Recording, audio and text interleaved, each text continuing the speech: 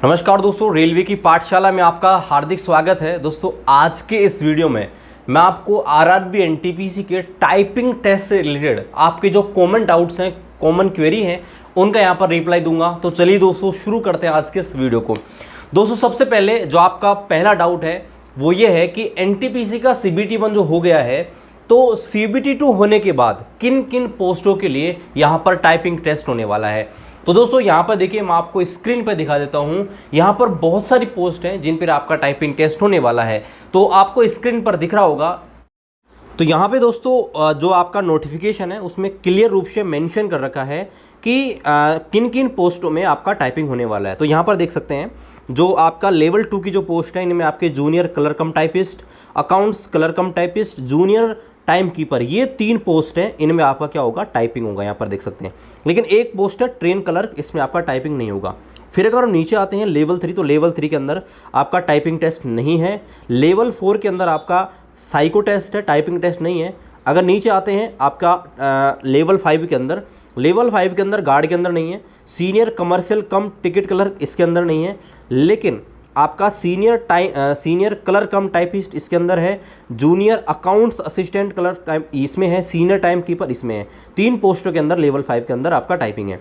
इसके अलावा नीचे बात करें तो नीचे आपका 6 में किसी पोस्ट में नहीं है आपका टाइपिंग, ये साइको टेस्ट है। तो टाइपिंग टेस्ट है, उसके बारे में आपका क्लियर हो गया होगा किन किन पोस्टों में आपका टाइपिंग होने वाला। दूसरा जो आपका सबसे बड़ा डाउट है वो ये है कि जब टाइपिंग टेस्ट होता है तो उसमें आपका फ़ॉन्ट कौन सा रहेगा। तो देखिए, इंग्लिश के लिए मैं आपको बताऊँ तो इंग्लिश में आपका बाय डिफ़ॉल्ट कोई सा भी आप जो है फ़ॉन्ट यूज़ कर सकते हैं जो आपको दिया जाएगा। लेकिन हिंदी के लिए रेलवे ने नोटिफिकेशन में स्पष्ट रूप से यहाँ पर मेंशन कर रखा है कि आप कृतिदेव या मंगल दोनों जो आपके फ़ॉन्ट हैं, दोनों के अंदर आपको, दोनों में से किसी भी एक फ़ॉन्ट के अंदर आपको टाइपिंग करनी है। तो जो भी आप प्रैक्टिस कर रहे हो घर पे, तो ध्यान रखना आप प्रैक्टिस इन दोनों ही फ़ॉन्ट के अंदर कीजिएगा।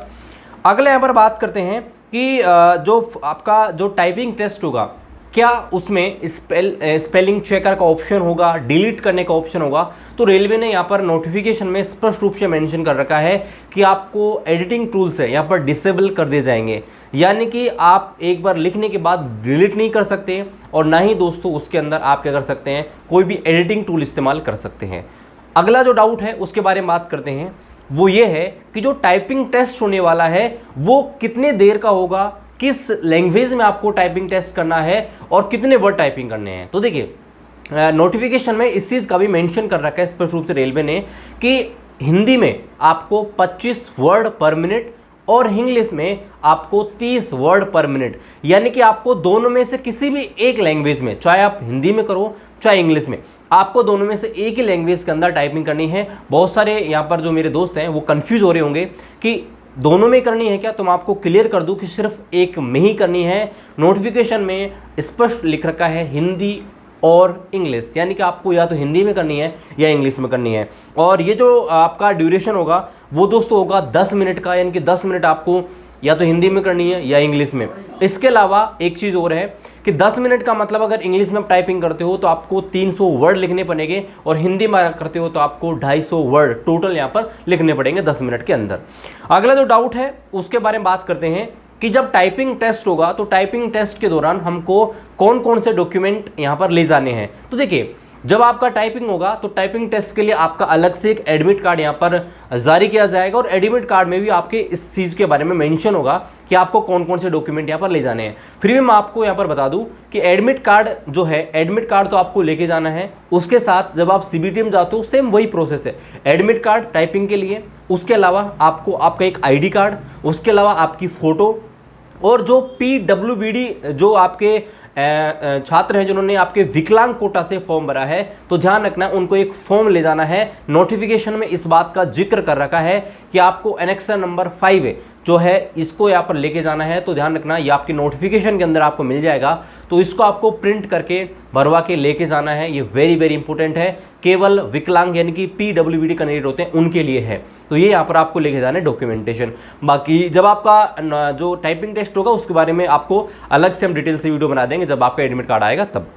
आगे यहाँ पर बात करते हैं कि कितने गुना कैंडिडेट को यहाँ पर टाइपिंग के लिए बुलाया जाएगा। तो देखिए, इस बारे में भी यहाँ पर जो है नोटिफिकेशन में लिख रखा है कि जितनी भी सीटें हैं उनका 8 गुना कैंडिडेट जो है उनको यहाँ पर लिया जाएगा टाइपिंग टेस्ट के लिए। यानी कि अब आपका 20 गुना कैंडिडेट सीबीटी सेकंड के लिए शॉर्ट लिस्ट किया गया है, तो सीबीटी 2 देने के बाद 8 गुना कैंडिडेट को, जिन जिन पोस्टों में टाइपिंग है उन्हीं पोस्ट के लिए यहाँ पर आपको 8 गुना कैंडिडेट यहाँ पर लिया जाएगा। और साइको के लिए भी आपका उतना ही है, और जिन पोस्टों में साइको और टाइपिंग दोनों नहीं है उनमें सीधा डॉक्यूमेंट वेरिफिकेशन होगा। और ध्यान रखना उन पोस्ट की जो कट ऑफ है थोड़ी हाई रहेगी।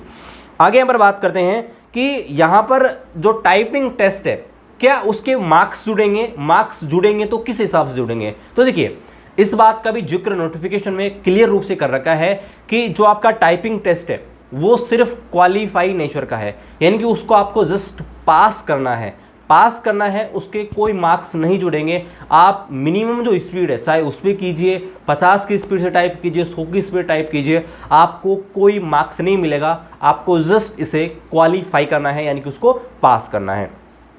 आगे हम पर बात करते हैं कि जो आपको टाइपिंग करना है, जो भी चीज़ आपको टाइपिंग करनी है, जो पैराग्राफ आपको टाइप करना है वो कहाँ मिलेगा। ऑफलाइन आपको प्रिंट हुआ मिलेगा, हार्ड कॉपी मिलेगी, या कंप्यूटर स्क्रीन में मिलेगा। तो देखिए आजकल जो ज़माना है वो ऑनलाइन का ज़माना आपको पता है, तो इस टाइम में आपको जो है ऑनलाइन वाला ही आपका टाइपिंग होगा। और आपको स्क्रीन के आधे भाग पर, ठीक है, स्क्रीन के आधे भाग पर आपको लिखा मिलेगा कि आपको वो चीज़ टाइपिंग करनी है, और नीचे आप टाइप कर सकते हो। तो ध्यान रखना है कि यहाँ पर स्क्रीन पे ही आपको दिखाएगा कि आपको क्या चीज़ टाइप करनी है, तो उसके लिए आपको कोई टेंशन नहीं लेनी है, कोई पेपर वर्क की जरूरत नहीं पड़ेगी।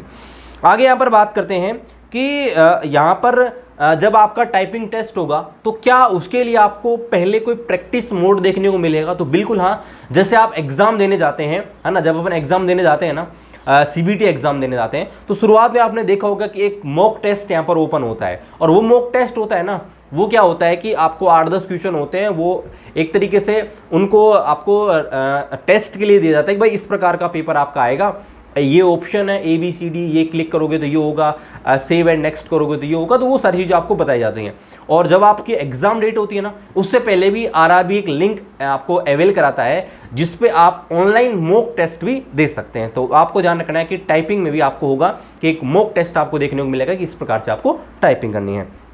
अब यहाँ पर बात करते हैं कि अगर कोई कैंडिडेट टाइपिंग मिस कर देता है, टाइपिंग में अब्सेंट हो जाता है, तो उसका क्या प्रावधान है। तो देखिए मैं आपको एक चीज़ बता दूं, देखिए अगर यहाँ पर किसी कैंडिडेट का सिर्फ टाइपिंग के लिए ही सिलेक्शन हुआ, टाइपिंग वाली पोस्ट के लिए ही सिलेक्शन हुआ है, जैसे अगर बात करें लेवल 2 में, तो लेवल 2 में वैसे तो 4 पोस्ट है ना, लेकिन उनमें से 3 पोस्ट के अंदर टाइपिंग है, और हो सकता है कि मैक्सिमम जोन के अंदर उन 3 में ही आपके वैकेंसीज हों। तो यहाँ पर क्या करना है आपको कि अगर आपका सिलेक्शन सिर्फ टाइपिंग वाली पोस्ट के लिए हुआ है और अगर आप एब्सेंट चले जाते हो, यानी कि आप प्रेजेंट नहीं होते हो टाइपिंग के लिए, तो दोस्तों ध्यान रखना आपको कोई मौका नहीं दिया जाएगा। हाँ, अगर कोई रीजनेबल कारण है ना, रीजनेबल कारण का मतलब आपकी तरफ से रीजनेबल कारण नहीं होना चाहिए, सरकार की तरफ से, गवर्नमेंट का ऐसा कोई लॉ ऑर्डर आ जाए कि वहाँ पर उस स्टेट में कुछ इमरजेंसी लग जाए और कुछ हो जाए, जाने की व्यवस्थाएं प्रभावित हो जाए, तो हाँ आपको रेलवे एक चांस दे सकती है। लेकिन आप खुद की तरफ से अगर कोई रीजनेबल कारण बताओगे तो वो आपका नहीं चलेगा। तो ध्यान रखना है, अगर कोई टाइपिंग टेस्ट में एब्सेंट हो जाता है तो उसको कोई मौका नहीं मिलेगा, है ना, उसको बाहर कर दिया जाएगा। लेकिन एक चीज़ मैं आपको बताना चाहूँगा, अगर किसी कैंडिडेट का सिलेक्शन एक से ज़्यादा लेवल में हुआ है, मान लीजिए लेवल 2, लेवल 3, अब लेवल 3 में टाइपिंग टेस्ट नहीं है, तो मान लीजिए उसके अंक अगर अच्छे आ रहे हैं ना, भाई लेवल अगर जो CBT 2 होगा, CBT 2 में उसके अच्छे मार्क्स हैं, लेवल 2 की मेरिट पे क्रॉस कर रहा है, लेवल 3 की मेरिट क्रॉस करेगा, तो अगर वो अगर एब्सेंट भी हो जाता है ना लेवल 2 में, तो सीधी सी बात है, अगर लेवल 3 की कट ऑफ अगर वो पार कर रहा है, तो सीधी सी बात है उसको लेवल 3 की पोस्ट दे दी जाएगी। ये आपको ध्यान रखना है। यानी कि अगर आप एब्सेंट हो जाते हो, टाइपिंग में फेल हो जाते हो, तो अगर दूसरे लेवल की कट ऑफ आप पार कर लेते हो, है ना, जो आपने पोस्ट प्रीफरेंस में भरी है, तो ध्यान रखना आपको वो पोस्ट मिल जाएगी। लेकिन उसके लिए आपको मेडिकल स्टैंडर्ड भी होना चाहिए उस पोस्ट का। मेडिकल स्टैंडर्ड वेरी इंपॉर्टेंट है, और आपका कट ऑफ मार्क्स ये भी पार करना वेरी इंपॉर्टेंट है। तो आशा करता हूं दोस्तों आपको जो भी कॉमन डाउट्स थे वो आपके क्लियर हो गए होंगे। फिर भी आपके जो भी इससे रिलेटेड NTPC से रिलेटेड जो भी आपके डाउट है, आप हमें कमेंट कर सकते हैं, हम जल्द ही इसका रिप्लाई देने की कोशिश करेंगे। चलिए दोस्तों, मिलते हैं आपसे अगले वीडियो में, तब तक खुश रहिए। जय हिंद, वंदे मातरम, और अपनी तैयारी अच्छे से करिए। मिलते हैं आपसे अगले वीडियो में।